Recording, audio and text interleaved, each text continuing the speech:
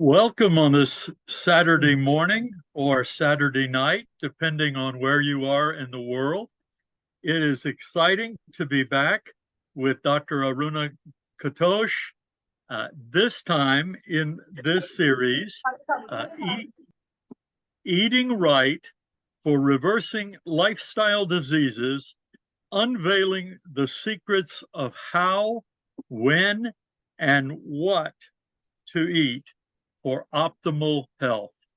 This webinar is being recorded and will be made available to you to watch at a future date. And the information that's being shared on your screen will also be made available to you. Keep in mind that Dr. Katoch is available for consultations, and that information will be provided for you. I could go on and on and on about the credibility and compassion and wisdom of our speaker, but I think it speaks for itself. And so I'm going to just remind you, if you will, to put yourself on mute, and so that we only have one voice at a time, and type your questions in the chat. And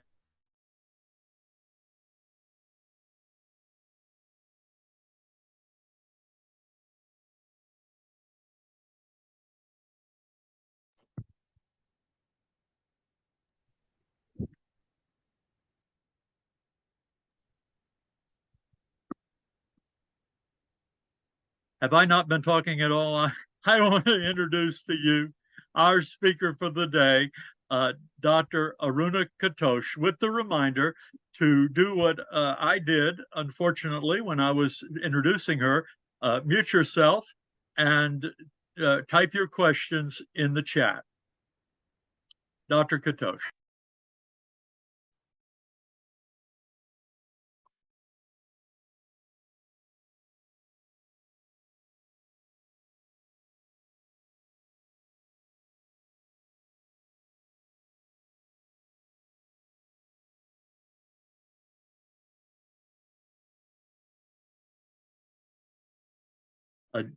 Aruna, you're on mute.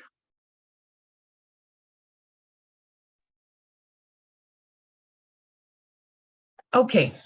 Good morning, everyone, and good evening to the people joining from India. And thank you so much for joining this. And thank you, Tom, for always the wonderful start of the session. And I was just talking that from last couple of months, we are talking about lifestyle disorders and how it is connecting to digestion, understanding the digestion, and then taking different example and understanding the disease or the steps of any condition which can turn into disease, and what are the steps we can take to reverse the condition if it is in that stage where we can reverse the condition. So all of those previous few sessions, and especially the last one, related with the lifestyle conditions. So it becomes really important to talk about what is the cause, and is it so important for us to know about that, or can we just put our phone on the default mode, or we want the specific ring for our body when it comes down to optimal health? So today we are talking about the thing which is taking us from wherever unhappy state we are to the happy state we want to go in terms of optimal health. So I'm pretty sure by this time you might be thinking that it's too much in media. We get so many different articles, different posts about the eating habits. So what can be new in this? So I'm just trying to present the simple things which we sometimes overlook because they are super simple. So my point here is to present my point of view when it comes down to eating. And this perspective is from the Ayurveda, science I belong. So if your body is healthy or your body is diseased, so the whole thing depends upon the food you are taking. So if you are taking a wholesome food, that means it is taking you towards the wholesome health. And if you're enjoying the unwholesome food, that is leading you towards the unhealthy state.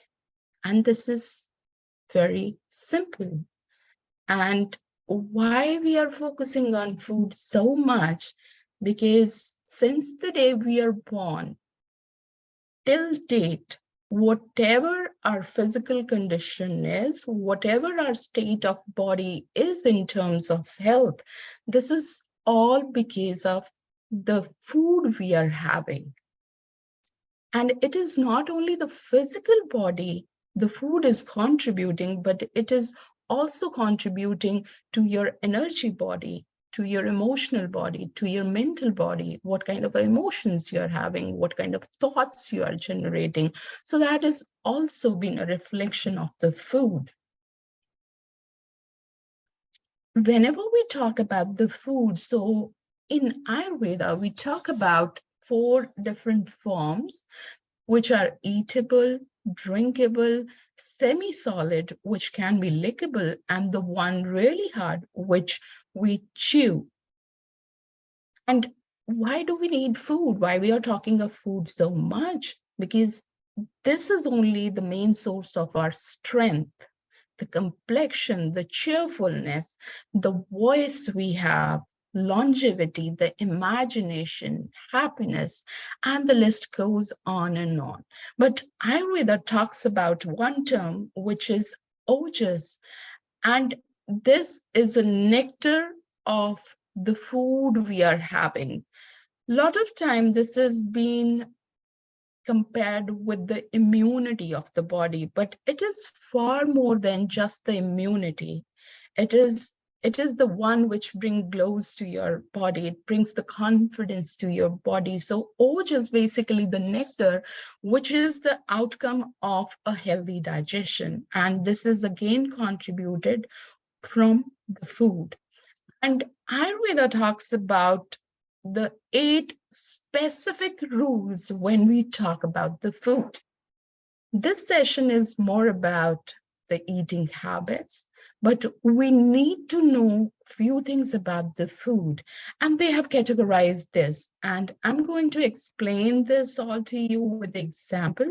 So number 1 is the nature of the food, the quality of the food. And here we are talking in terms of digestion.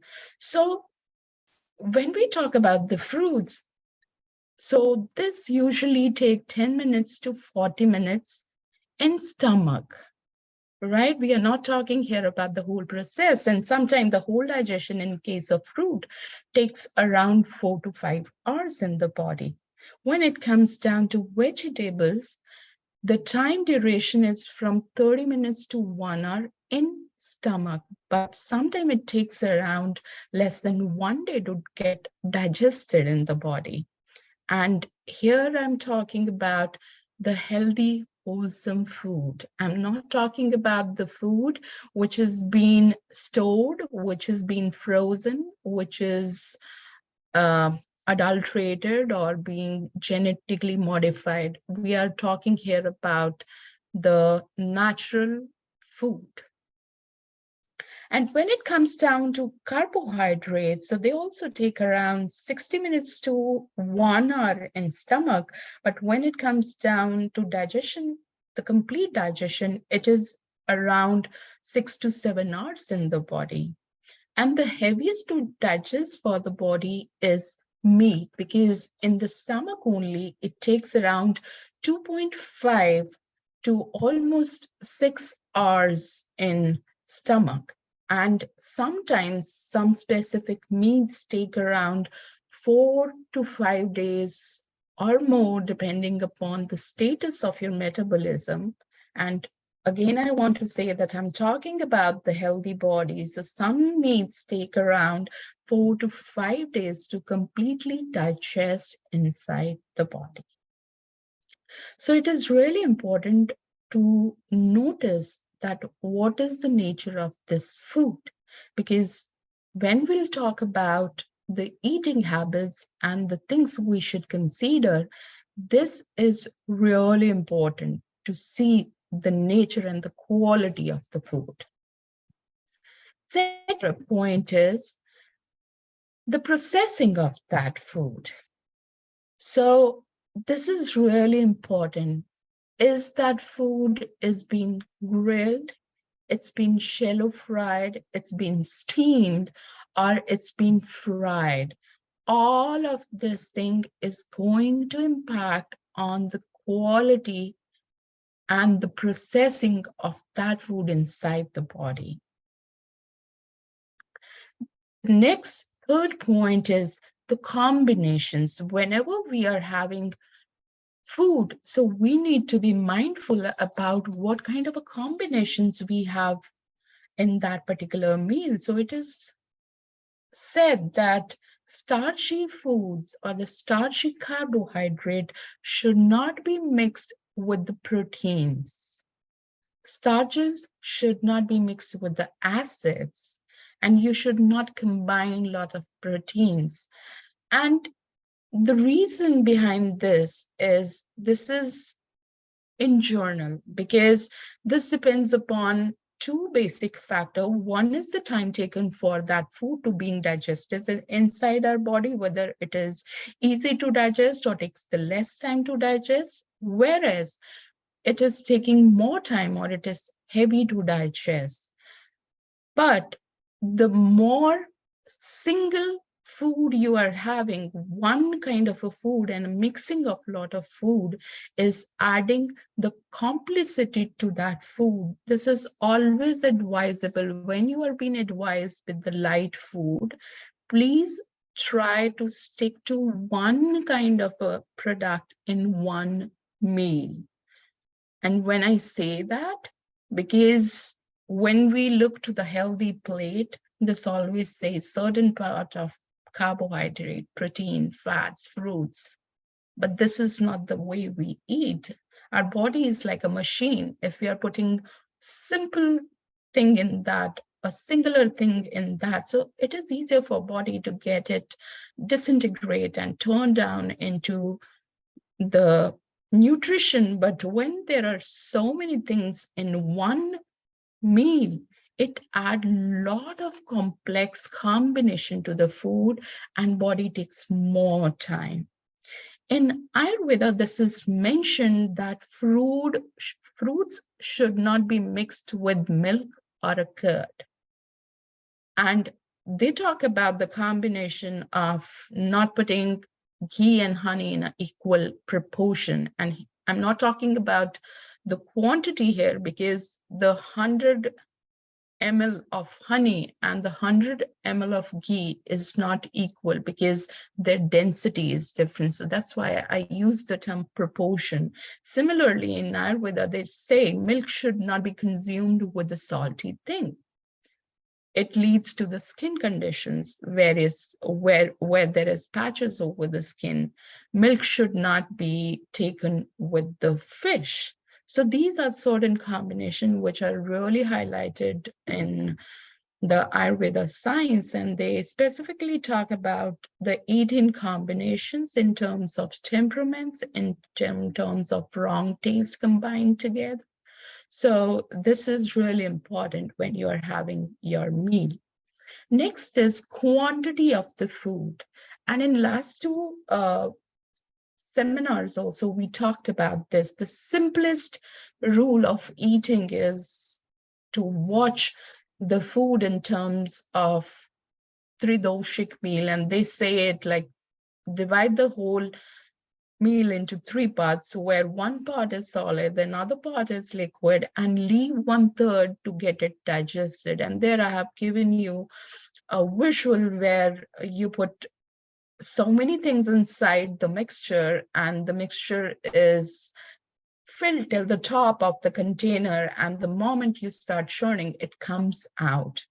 In our body, similarly, like, the acid reflex, and when somebody is certainly feeling to vomit the thing, all these are the symptoms when it says that you are eating over the amount which is required. So I think this is one among the easiest rule to have where you can decide the quantity of your meals. Then we talked about the habitat, and here we are talking about the geographical location of you. So it depends whether you are in a desert area where there is a lot of heat, there is less vegetation, the rainfall is less, because this is very much opposite if you're living on a coast. So in Ayurveda, they talk about 3 different geographical location. Either you are too far from the sea, or you are too close to the ocean, or you are in between where the things are balanced. So definitely where you are living, that country or that place is also affecting the food. If you're synchronized with the circadian rhythm of your country, you have more chances to be towards the optimal health. And in Ayurveda, we talk body also be the habitant, because for the food, body is the biggest habitant. And in Ayurveda, we talk about the different body types, and we are talking about this in the previous sessions also. Few bodies are dominant in space and air. Few are more with the fire and water. And that is the third combination of water and earth. So if you are taking food according to your body constitution, that makes a lot of difference towards your metabolism, because we did discuss that how the dominance of the elements in your body naturally is going to affect the metabolism. Then the very, very important part is the time. And when we talk of time, we talk about 4 different aspects. We talk of time in terms of age, because this is the biggest part of circadian rhythm, where we are talking that you must eat according to your age.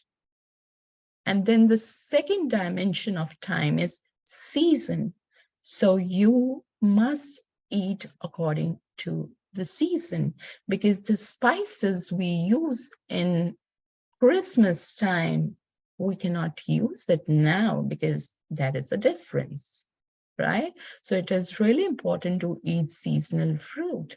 Then we must eat according to the time of the day, whether this is a breakfast or a lunch or a dinner. We'll talk about this in the further slide, but this is again another dimension of the time.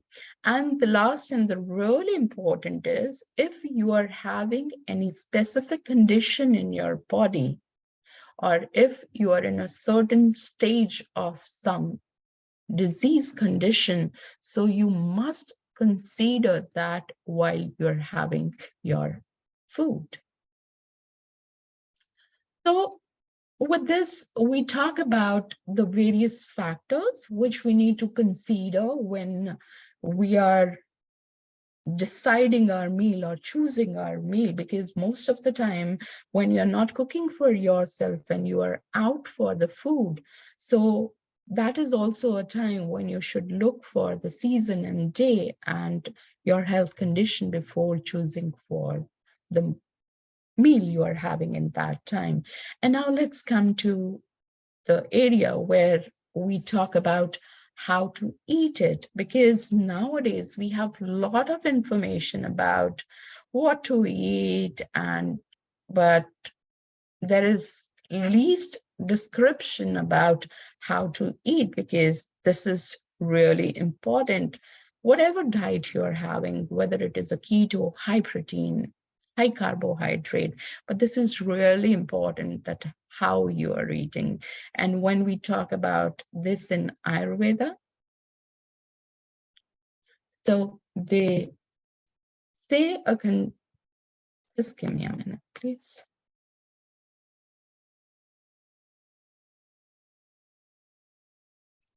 So when we talk about eating, this is really important, that your food should be hot or warm. It should not be over dry. It should not be very oily. The combinations you have made should be appropriate. It should not be the wrong combination we talk about.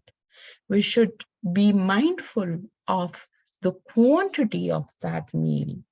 We should always check whether the previous meal is digested. Are we hungry? All these points are really important. And the ambience of the food is so important. If you are having a proper meal, which says like you have the proper cutlery, you are sitting down and you're not running, you're not driving, that makes a lot of difference in the digestion. And it's been studied with various research. And while you are eating, it should not be very fast, whereas it should not be very slow. It also impacts your metabolism, because if you are eating very slow, there is a chances of overeating. And very important, but not usually taken seriously, is one should not laugh and talk while they are eating, because there are two different processes in food. While you're eating, you are taking the food inside, whereas while you are talking or laughing, the air is coming out of your mouth. So these are two opposite steps, and when they are somehow done together, they increase towards the chances of choking. So we should be mindful of this, that while we have a bite inside our mouth, we should not try to talk or laugh at that time. And the concentration towards the eating makes a lot of difference, because if you are mindful, if you enjoy the texture of the food, if you enjoy how it is being served to you, if you enjoy the smell of the food, the aroma which is coming out from that cooked food, and you can feel the taste of different flavors in your food, that is what is mindful eating. And when you're eating this way, there is no chance of overeating, because you're so conscious, you're so aware that you know how much to eat. There is no need for anyone to tell about that, and your body tells you. So this is the time when you are an opportunity to be attuned with your surroundings, and the mindful eating is one of the crucial steps if you are on the weight loss journey. So next, in Ayurveda, this is one of the important concepts they talk about, the sequence of taste in food, because when it comes down to balancing a meal in your one meal or in your day, we don't go towards analyzing of carbohydrate, fats, and all the other stuff which we do with the macro and micronutrients, but they talk about having the food in certain sequence to get it properly metabolized. And they always say start with something sweet in taste. And why to start with the sweet thing? Because if we are really hungry, and sometimes it happens that there is a little more time gap in your meal than the usual time, then the acid inside the stomach is really more than what when you are not properly hungry.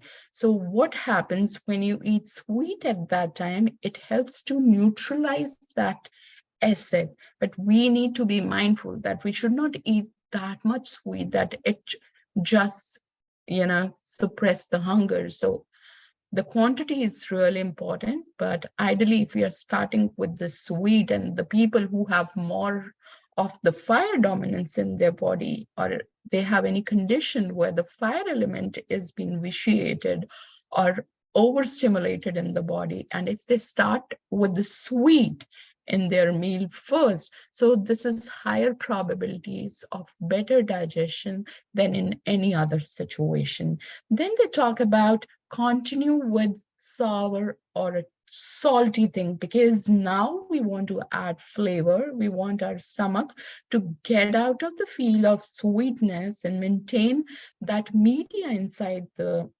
stomach and rest of the body where it is able to break down the food, because salty taste, it moistens the food and helps to break down that, whereas the sour taste has a property to really disintegrate into the fine pieces. And when it comes down towards completion of your meal, this is always advised to go with the pungent, bitter, or astringent taste, because we want that digestion to be ignited in such a way that it leads towards the proper digestion of the food. And other criteria which generally is said when we are having a food, that start with the fruit, take a gap, start with something semi-solid, and then moves towards the solid food. So this is another criteria when we talk about the sequence in your meal. This is another criteria which is being followed in Ayurveda, and this is specially done after we do a very specific process, that is the Panchkarma, and that process is usually done for the deeper detoxification at the cellular level. That is the time when your metabolism is ignited in a sequential way. So the first step is start with a gruel of rice. It is like if you cook the rice, you're just supposed to take the liquid part of that and no solid in that. And then you progress where the rice and the water is little semi-solid, but it is still in a fluid condition. This is not paste format. And then they talk to introduce the lentils, and these lentils are not spiced. Then they talk about adding little spice to that lentil soup. And if somebody is taking meat, so then they can start with the soup of the meat, and then they add spices to the meat. And the seventh step is coming down to normal. So this condition is told if your metabolism is really hampered because of certain condition, or you are coming out of some bodily condition where you need to balance or stimulate your metabolism. So this can be done for the regular diet or for the normal person also, and this is highly advised for the person who is coming out of certain conditions. And the other part which is taken care and how to eat is always pay attention to what you are eating. Eating should not be routine. Right? What does this mean? It is good to plan the meal because that helps you save the time, but at the same time, you must observe yourself that what is the need right now, how much amount of energy I need at this time, and we should eat accordingly. If we are going for a vigorous physical activity, you can add a little more to your food. Whereas if you're going to sit on your chair and working in your office for a long time, or at your home, you are just sitting and working. So be mindful of that. So come out of the routine and observe the time you're having that meal and what are the requirements of that time. And then is always start with some kind of a gratitude towards the food. It not only helps you relish the nutrition and the flavor of the food we have, but at the same time, this gives us an opportunity to be grateful that how the apple you are eating is becoming you. So this is a simple process, but if you talk from the spiritual aspect, this is a time which is helping you to realize the oneness in the existence. This is a time like, anybody having the same food, but the food is becoming that particular person. And that one only fact can lead you towards the gratitude. If you are grateful towards the food you are having, if you appreciate the food you are having, so it has a different ability of getting digested than just having your food, like, talking to somebody, having a food, or driving and listening something and having a food, right? So when you add gratitude to your meals, adding prayers to your meals, adding whatever culture you are in, and that says to do it, it adds so much potent energy to your food that it leads to the optimal health. And definitely the chewing of food matters. And in yogic tradition, they say it's like if you're chewing the food 24 times, it has a better ability to reach to the cellular level. And when we talk about the science, if you're chewing the food properly in the mouth, the stomach needs to produce less acid to break it down. And then the intestine, it is easier for them to assimilate and absorb and do the different process rather than we are just swallowing the food down. So chewing is so important because in the mouth, the digestion of fat, the digestion of protein and carbohydrates start with the enzymes like amylase and lipase. So if you're not chewing properly, we lose the opportunity of having those enzymes and different secretions, which is helping to moist the food, to break down that food. So this is really important to chew the food.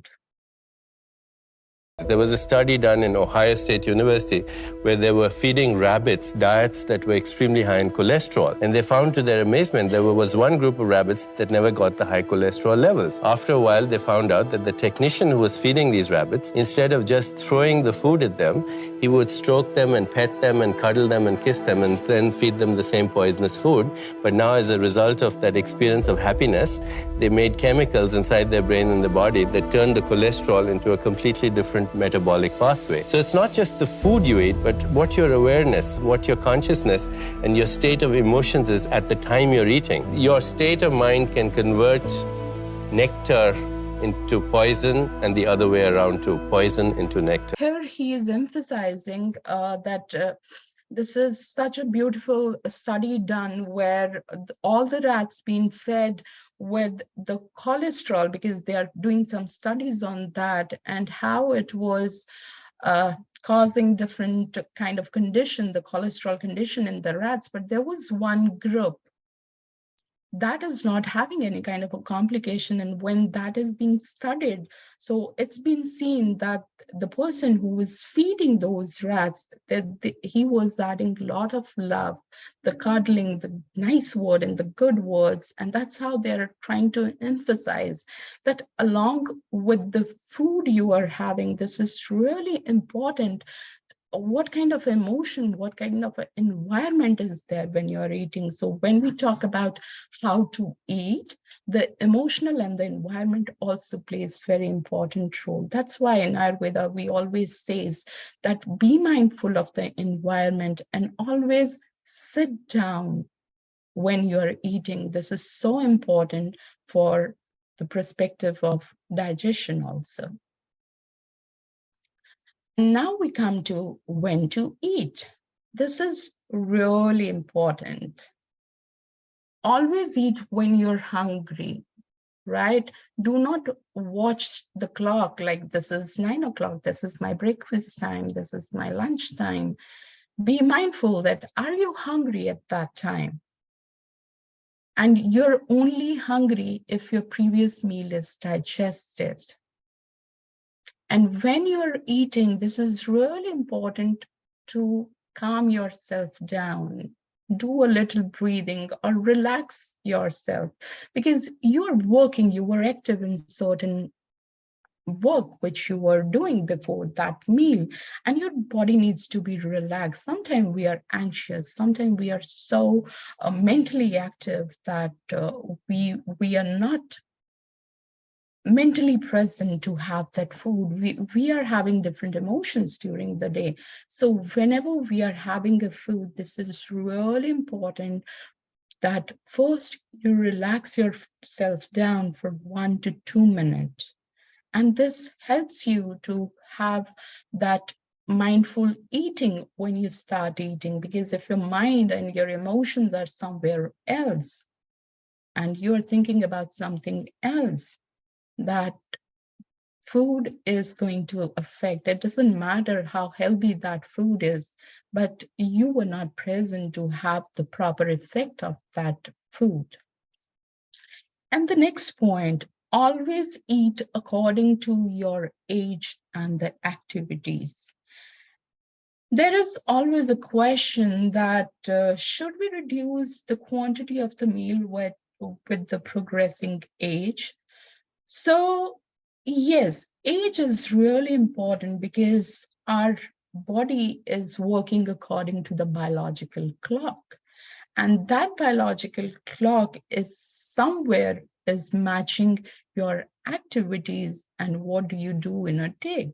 So if you are a teenager who is actively involved in sports or in activities which take a lot of physical energy, your requirement for food is higher than the person of the same age who is just sitting in front of the computer. So whenever we talk about the age, yes, this is important that you should reduce the quantity according to the age, because the enzyme, the metabolic activities are directly affected by the age. But again, if you are physically very active at the age of 60 also, you must eat according to the activities and energy you need in that day. So these things always go directly proportional rather than just like having the food without having a consideration of your activities in a day and just considering the age of that person. And Ayurveda highly talks that you should not be snacking between the meals, because if we understand it from the machinery point of view, so just assume that you are mixing something, you are churning something in a mixture, right? And what we do, we get it, we put the things inside, we put the lid on, and then the mixer work, and then we add something, right? And we don't keep adding and mixing, and if we are doing that, we cannot have the same consistency of the material which we are expecting if we are keep on adding. If we want a really fine thing, we need the time to get it done, and then we add and see the thing we are making. Similarly, in our body also, like stomach has certain time for digestion, depending upon your metabolic activity, and then duodenum has to do some time, and then the absorption, assimilation. Different body parts have a different things to do. It is not like you keep on pouring the things and it will keep on digesting. So if you're snacking, maybe you're not very hungry or you're not properly ready for the next meal, or even like how to explain this in a better way, that if we are pouring continuously, we never have that appetite to have a full meal. So this is really important. If it is possible for you, don't snack between the meal. It will enhance the metabolism in oneself. And the minimum time between the dinner and your bedtime has to be 3 hours, which is considered really good because by that time the food goes down the stomach. And now if you are sleeping, it helps to digest the food in a proper manner. And we all have heard of this saying that breakfast should be like a king.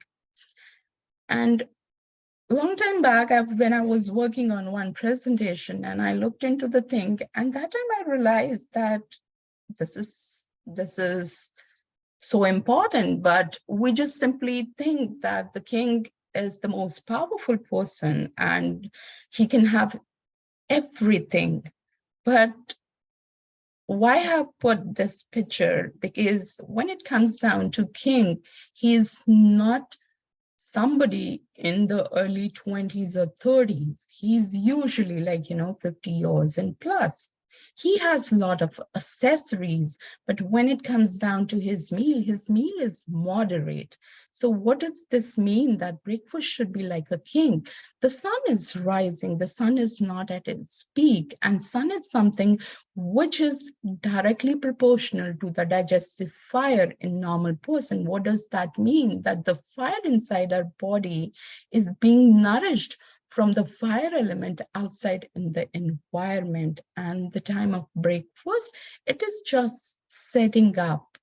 So your breakfast can be rich in terms of ingredients, but the quantity has to be moderate. So that is what I conclude as breakfast like a king. When it comes down to lunch like a prince, because prince is the one who is super energetic. He's the one who is physically much more active than the king. So this is the time to have a big meal of the day. You can add different kind of food in this. You can add vegetable, beans, carbohydrate in form of bread, roti or rice, whatever you want to have, because this is a time where sun is at its peak, and that is the time when you feel most hungry if you are not snacking, definitely.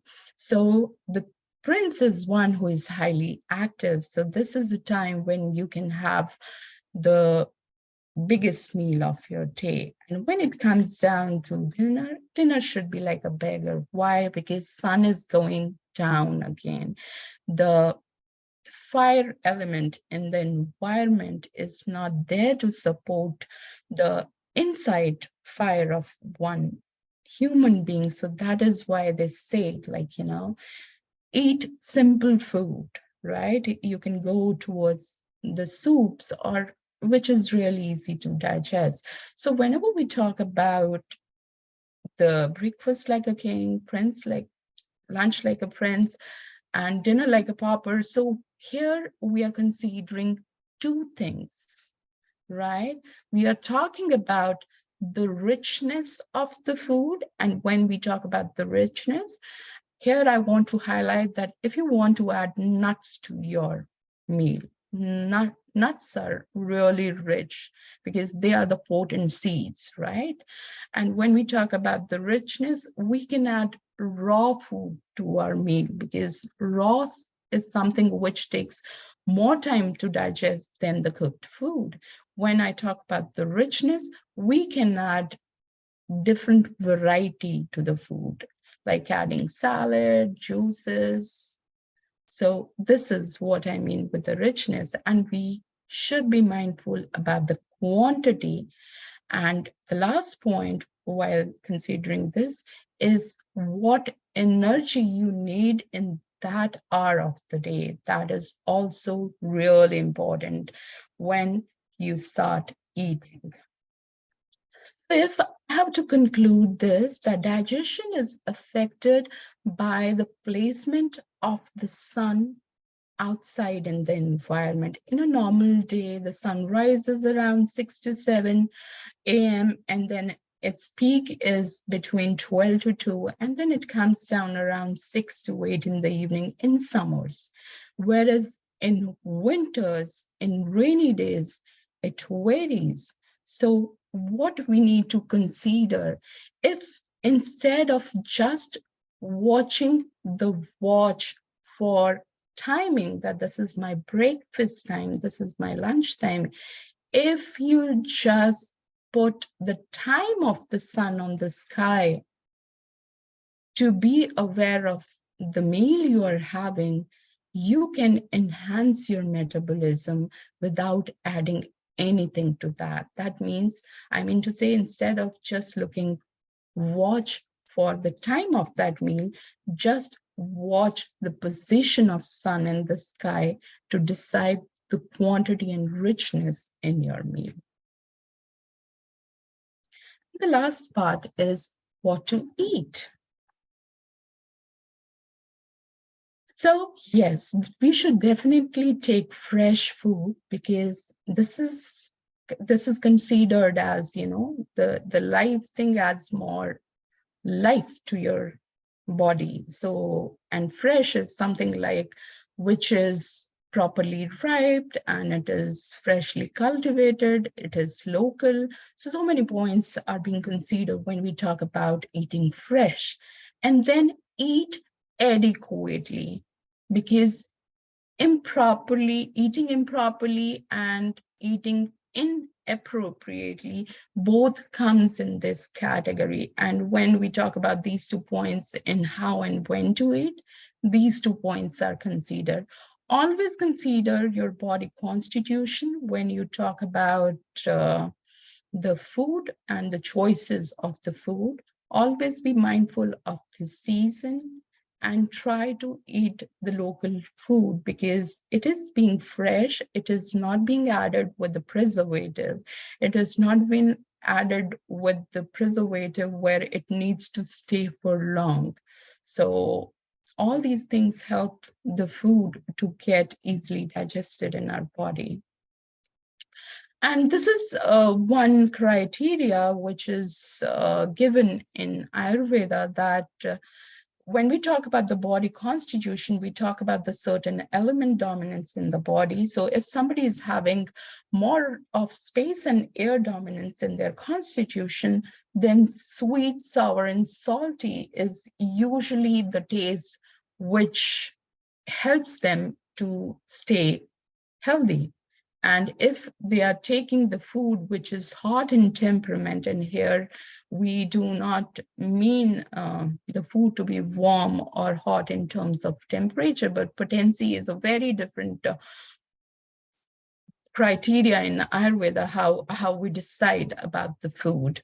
And similarly, in the body where fire and water is dominant, so they have talked about the respective taste which should be dominant in your body, so that it should be balancing those elements in the body. Stomach. Whenever we talk about food and digestion, stomach is not where everything is happening. The digestion is something which takes the whole digestive system, but stomach is really a very interesting organ. And while I was studying and when I was teaching the subject of anatomy, this is that one organ which is not same in every individual.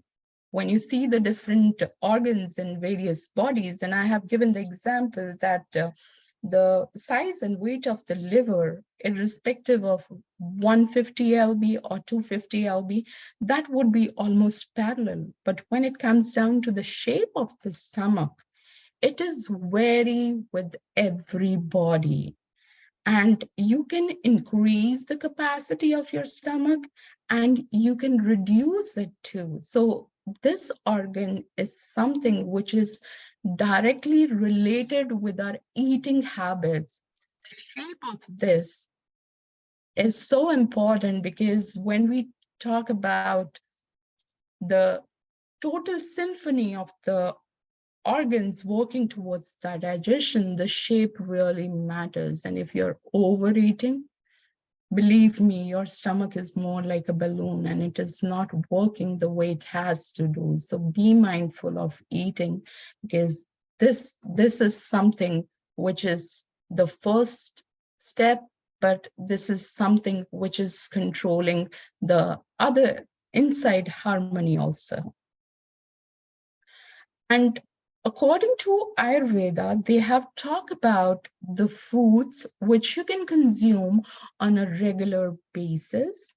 And these are certain examples of that. And here they talk highly about the rice, which is being matured in 90 days, the paddy field, which get matured in 60 days, or they are being harvested in the month of November and December.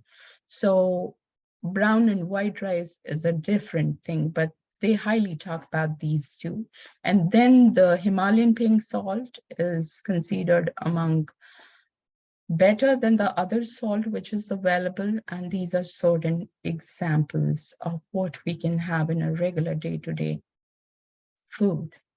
And these are the food which we should not eat on a regular basis. That means that we should give a gap. We should give a certain interval having these things in our diet on a regular basis. And curd is something people just take it, oh, it's curd, what it can do. We can have this. I like curd and I want to have it in 3 meals. But there is one study which says that the people who are regularly consuming curd are more prone towards diabetes type 2. So this is what a regular thing can do to your meal if you're not being considerable about the things you are consuming on a regular basis. So I want to say one thing, that whenever it comes down to talk about the food and the eating habit, and if you ask me to summarize it into the 2 things, then I would suggest that whenever you are eating, do attune the position of sun for that day and that meal.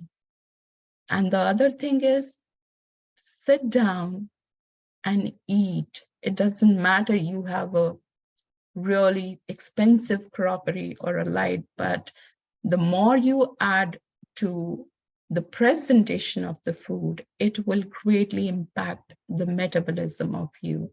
So be mindful of the sun while you're having a food, and be mindful that please sit down and give yourself at least 10 to 15 minutes before you go back to your activities. And with this, I just want to say that if you need any help, I do offer 20 minutes of consultation, and I can help you with any of the question you have, which is in relation to you specifically, because we can only talk about the journal points here. And with this, I want to thank you all for your presence and your time. And yes, Tom, we can start with the question answer sessions. Thank you, everyone. Thank you, Dr. Katoch. And if you want to type your question in the chat, I will convey it. However, if you would like to ask your question out loud, raise your virtual hand, and the administrator, the host, will recognize you and will let you speak. I want to compliment you, Dr. Katoch, for this very insightful overview of this subject. I was struck with several things. One is just really being intentional about how we eat, why we eat, when we eat, and letting that intentionality promote better wellness and health. I gained a lot of insights myself, and as a Westerner, I bow to the wisdom of ancient, tried and true philosophy and methodology on how we can be healthier. Are there any questions? You're getting some thanks for thank you for giving us meaningful information. Is there anyone who'd like to voice their question or comment at this point?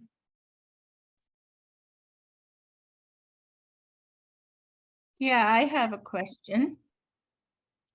Please. Yes, You, please. you mentioned that proteins should be had alone and not with other foods. But how do you eat that? I know in complex carbohydrates make protein, but when people who are non-vegetarians, do you mean they should just have fish or just have meat and not have any carbs with them? So there, I mean to say, when the point there was that we should not combine too much proteins, and the protein should not be combined with the starchy carbohydrate. So the starchy carbohydrate is just the category of carbohydrate. When we are talking about the rice, when we are talking about the flatbread and the other thing, they doesn't come in that category. But if you talk about the sweet potato, when you talk about the tubers, they come in that category. And the reason for that is that they are really fast in digestion, whereas the protein takes a lot of time to get it digested. And when we just talk about this combination in the stomach, if the carbohydrate is getting digested in, say, about 20 to 30 minutes, whereas the protein is taking 2 to 3 hours to get it breakdown. And here I'm talking about the complex protein material. Then what happened that these two, because they are mixed, it's not like carbohydrate is digested and that's thrown to the another part of the canal.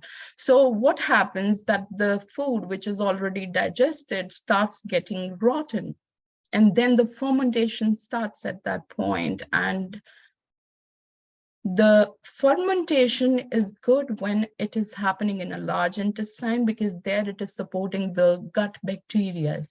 There it is supporting the health of the bacteria, which is already there. But stomach is something which is acidic. It will going to kill all the bacteria. So if that food is getting rotten there and it's not being pushed to the other part along with the food, so that is what I mean there. And that kind of a combination, adding two foods like easily digestible and then heavy to digest together, that's what happens inside the body.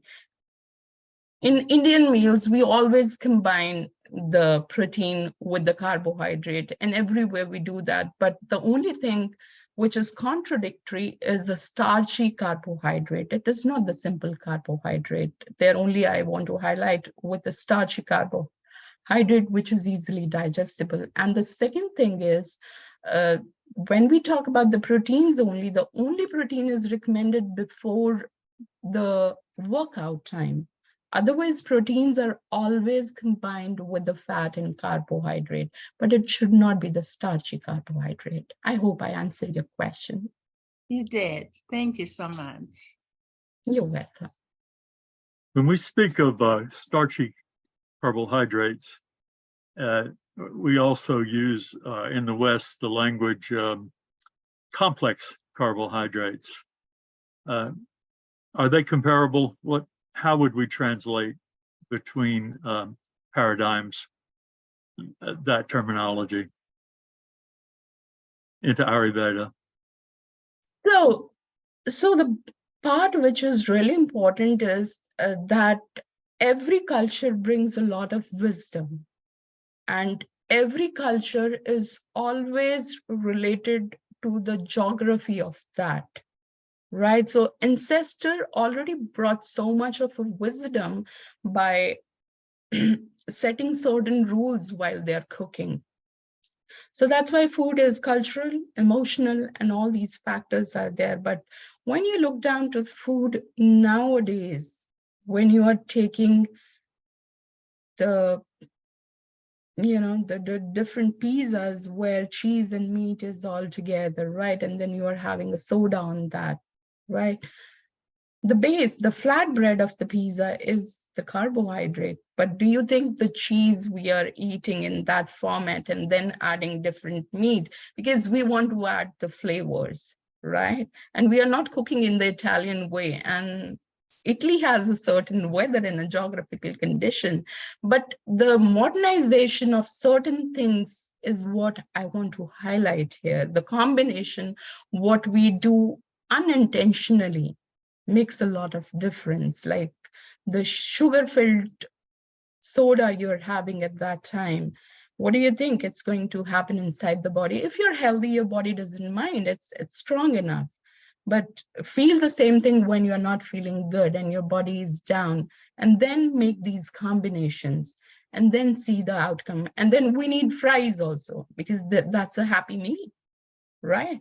So we need to be mindful, and unintentionally we teach the same thing to the kid. And when a 2-year, 3-year-old is having all these things at one time, they say it is okay, but this is not where the food wisdom is coming, right? So the generation has to take a step to teach the next generation that what is the right way of eating the food. So this is really a vast topic, but I just wanted to include the things which is really important in this particular era and the combinations we are adding. That's why I added that point intentionally, that the combination of food matters.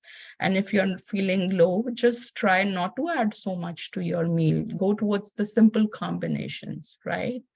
So that Would is really what be I helpful feel. to have a coach so you could take a deep dive into this, wouldn't it? Yes, for sure. Yes, because food is something, it is the one we are made up of, right? If we are not making the right choices, that we are not investing in the right side of our upcoming years. So food is something we need to be really mindful of when we are having it. Other questions? Other comments? While I you have a think, I will. question. Yes, please, Mamta. Sorry. So you mentioned that I'm still grappling with the separation of the starchy food with the protein. And you said, I can understand, don't have potatoes and don't have yams and stuff with the meats. I understand that.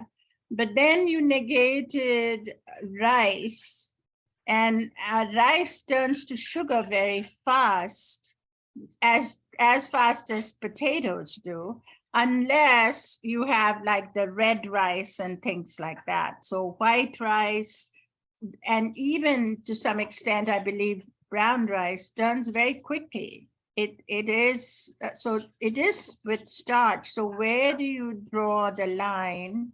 I understand the complex carbohydrates, because in a complex carbohydrates like rice having with dal, they're both carbohydrates, but they turn into a protein, into full protein, complete protein when you mix them. That's why you don't just have rice, you have rice and dal together, or beans with it.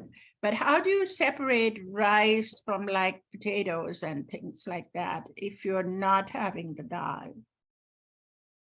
Okay. Thank you for elaborating this question. But to answer this question really well, I want to visualize the plate you're talking about. Can you talk about the contents in the plate? And let's talk from there. So rather than the terminology, we'll be talking about the food on the plate. Okay, so let's say, I mean, I'm a vegetarian, but I'm just saying now. So in a typical non-vegetarian plate, you'll have a piece of meat, whether it's fish or chicken or beef or pork or whatever. And then even in India, you'll have like goat curry, and then you'll have dal, and you'll have some vegetables, and you'll have rice, right? Some of them will have a little bit of yogurt. So in South India, they'll have that. That's a typical thing. And in the vegetables, almost always, there's like potatoes and spinach, which balance each other out. But they'll have things like that, or cauliflower and potatoes. So let's say for something like that, how does that work? And especially in terms of meat, the thing is very different, because there are certain fishes, which is easily digestible, or say that their digestion time in stomach is around 1 or 1.5 hours, whereas the meats like lamb, the meats like pork and beef, right? Their time in stomach is around 4 to 5 hours, right? So here, when we talk about the proportion or combination, so in a plate, there is always a size of that particular portion, right? So there is a size of meat, there is a container or a bowl, let's say, right? Because if you're talking about the South Indian thali, they have all the same bowls sitting together, and they have a certain sequence of eating it. But when you talk about the plate in general, like the person who is not feasting and they are having the day-to-day food, they can be having one meat along with either the flattened bread or the rice or anything like that. But the proportion of that, the meat is comparatively just to mix it with the food, right? And when we talk about the different rice, and let's take example outside, the cooking time of white rice and the brown rice is different, right? We cannot say that both cooks in same time. Even in your rice cooker, the time variation is different. If your white rice is cooking in 35 minutes, the same quantity of brown rice is going to take 55 minutes usually, if we are talking about these two in proportion. And I simply give one example when it comes down to digestion, that the time it takes to cook outside, it is going to take 3 times more inside your body. That is what the basic difference is when we talk in Indian food category about the green lentils and the black lentils, that how much time, and if that meat is marinated for a long time, the time of digestion started when you started with the marination and putting the spices at that time. We cannot include just the time on the stove. So if outside it is taking that much long time to cook, what about the things inside? And when we talk about combining any two things together, we always talk in proportion. If you're taking like a 50 grams of rice and 50 grams of some curry, right? Let's say it's a goat curry. So they are proportionate, but they are not equal. So carbohydrate in form of rice and this, which is usually because there is a technique of cooking rice where you just, you just sieve out the water or the starch from that. And that is one part of cooking of rice. But nowadays, most of the people cook in the rice cooker or in the cooker where all the water is being absorbed. So that rice is not easy to digest, what we are talking about. And that they take the time around 1.5 hours in the stomach. And if you're having a goat curry along with that, if we are just talking about the time concept, which is the Western concept, this is not the Ayurveda concept, right? So that way it comes down to the proportional time. And that don't lead to that. But if you're talking about having a lamb curry and a rice, that person is going to get some kind of a symptom. It is not like having a chicken or rice. So what do you say on this? Because the type of meat and how you cook it and how you do the things is going to impact a lot of things. And non-starchy and the protein is not the combination which is being advised, but yes, proteins alone are also not advised very much. So carbohydrate had certain enzyme to help that break down. So the combination is good, but the combination with the potato and the other tuberous variety is not appreciated much. Good. Thank you. You're welcome. This is a very good dialogue. These are very good questions. I want to just underline that in the beginning of your presentation, you talked a lot about lifestyle, a lot about changing our attitudes, about how we incorporate our lifestyle. We are living in such busy times, and eating is often a very social occasion. Sometimes it's a business proposition, but I was making particular application to not the exceptions when we have to fit into someone else's lifestyle, but how do we maintain our own attitudes toward good health while we are in those contexts where, you know, we're pressured to fit in, and or where we're having business lunches and breakfasts, and how do we, it's so much more important to be intentional at the other times during our regular pattern, is it not? And then to try to do the best we can when we're in those situations that are kind of beyond our control. Yes, and that remind me of one of the discussions, and it is with one of the very, very senior teachers. And he said, ideally, the 2 meals outside your house or 2 feasts is allowed in 1 year to be healthy, right? And feast is where you are having, like, you know, more than 4 varieties at one time. Feast doesn't mean that it is lavish, but it is again adding the complicity, because the appetizer we are having nowadays is not actually the appetizer, right? They are the complete food, if you look into that deeply. So food is something which is so deep, and we don't take it that seriously. So the only thing is that whenever we talk about the food, we always say is that try to make it as simple in terms of combinations. Don't add too much combinations to your fruit, like food.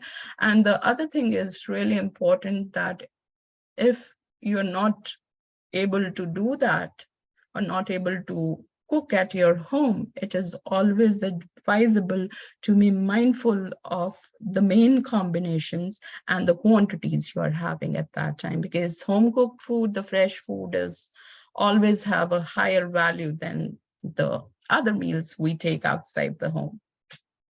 Yeah.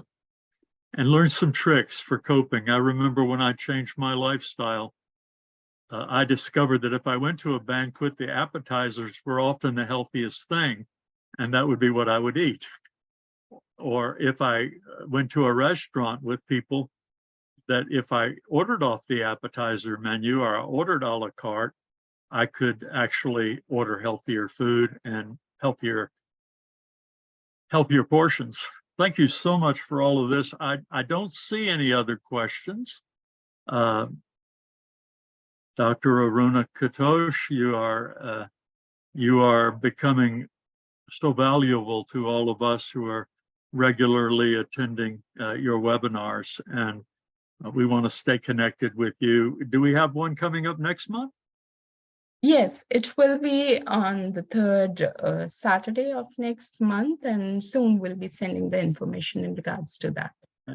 And everyone will get this information, and everyone will get the appropriate links to review this. And if you feel like you don't have your correct email address in the record, go ahead and type it into the chat. And do you have any closing words? Yes, the only thing I want to highlight here is, and it's been said n number of times, that that's true, that we eat to live. But please be mindful that we should not live to eat only. And we should be mindful what we are eating, and we should be mindful of the emotional state we are in when we are eating, because that is going to make the healthiest food to turn into disease. But if you are emotionally healthy and happy, you can take the unhealthy food in less quantity too. I do not support the unhealthy food habits, but if you are in certain condition where you are traveling and you don't have enough time, please be happy of your choices and be mindful of that, so that you are supporting the digestion and not going the other way around. Thank you. Thank you everyone for your time, and thank you, Tom, for your time and, you know, coming and having this all together in a most appropriate way. Thank you. It's an honor. See everyone later.